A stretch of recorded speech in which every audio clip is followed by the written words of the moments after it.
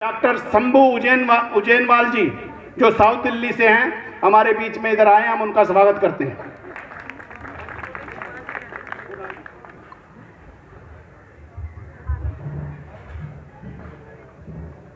सबसे पहले मैं अपने महापुरुषों को नमन करते हुए आज के इस कार्यक्रम की अध्यक्षता कर रहे आदरणीय वीर सिंह बोस साहब और मंच पर उपस्थित हमारे राष्ट्रीय महासचिव राजेश जी, डीजीपी साहब पृथ्वीराज जी, मैम सरोज राणा जी, सेक्रेटरी साहब, बड़े भाई हरनाम सिंह जी और सामने बैठे हुए सभी सम्मानित लोगों को मेरा क्रांतिकारी जय भीम।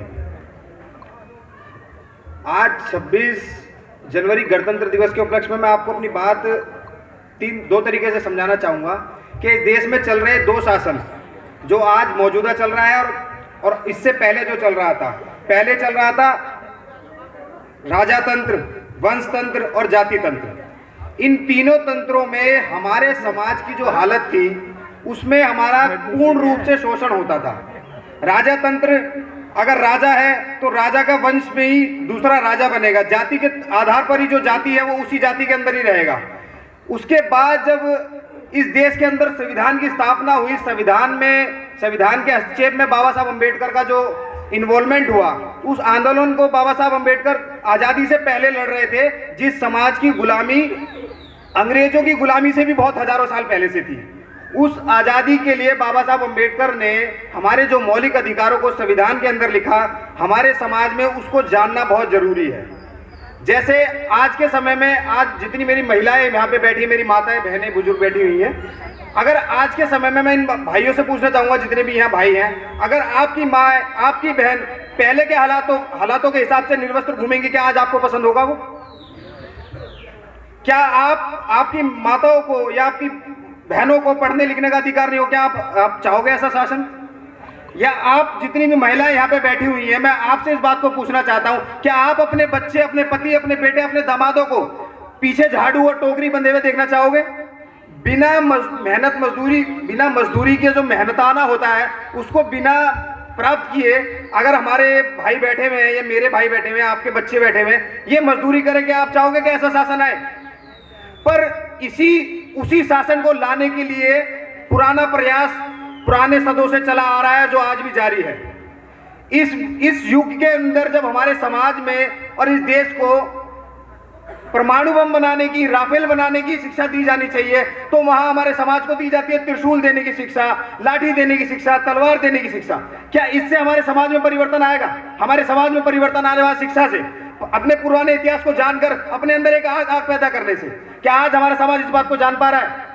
नहीं। और अगर नहीं जान पा रहा है तो आज बीएसएनएस का ये संगठन और आज के जितने भी महापुरुष बैठे, बुद्धिजीवी लोग बैठे हुए हैं, हम इसको आप लोगों के बीच में लाना, ज्यादा से ज्यादा लाने की कोशिश कर रहे हैं, क्योंकि जितना ज्यादा हो सके मेरे समाज में, अगर हमारे संवैधानिक अधिकारों के बारे में मेरे समाज के लोगों को पता होगा, जिस अधिकार को आज हम प्राप्त कर रहे हैं उसको पाने के लिए हमारे महापुरुषों ने कितना आंदोलन किया है, ये हमें जानना पड़ेगा। ये बीएसएनएस का संगठन आप लोगों के बीच में करना चाह रहा है।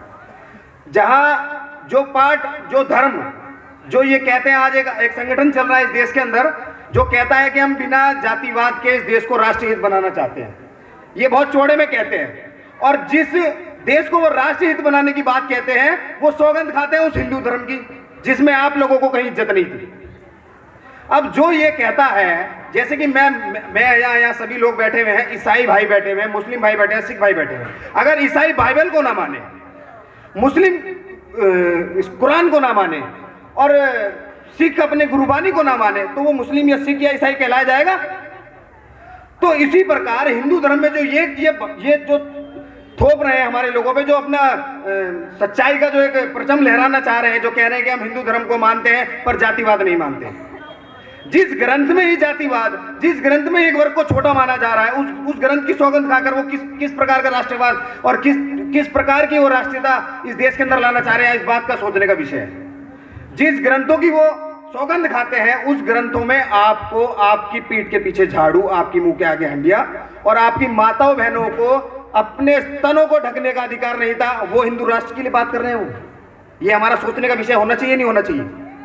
आज गणतंत्र दिवस के उपलक्ष्य में हमारा ज्यादा से ज्यादा समाज में इस बात को लाने की कोशिश है कि आपके अधिकार, आपके आपके मौलिक अधिकार जिस ग्रंथ में लिखे हैं वो इस भारत देश की राष्ट्रीय पुस्तक संविधान के अंदर लिखे हुए हैं, जिसकी बदौलत आप इस देश के अंदर अच्छे अच्छे कपड़े पहन के आज अपने बच्चों को भी अच्छी परिभाषा, अच्छी दिशा देना चाह रहे हैं। तो उसी बातों को लेते हुए आप इस बात को जरूर माने कि हमें अपने मौलिक अधिकारों के बारे में जानने के लिए संविधान को पढ़ना चाहिए। संविधान को लिखने वाले महापुरुष बाबा साहब अम्बेडकर की विचारधारा को पढ़ना चाहिए, फूले साहब, पेरियार साहब। इन्हीं सभी बातों को मैं कहते हुए अपनी बात को समाप्त करता हूं। क्रांतिकारी जय भीम, जय मूल्यवासी, जय भारत। धन्यवाद साथियों। कुणाल टांक जी अभी हाल ही में इस संगठन से जुड़े हैं और निश्चित तौर पे इस साथी को जो हमने देख रहे हैं कि इतनी अच्छी इम्प्रूवमेंट एक संगठन से जुड़ के इन्होंने की है, और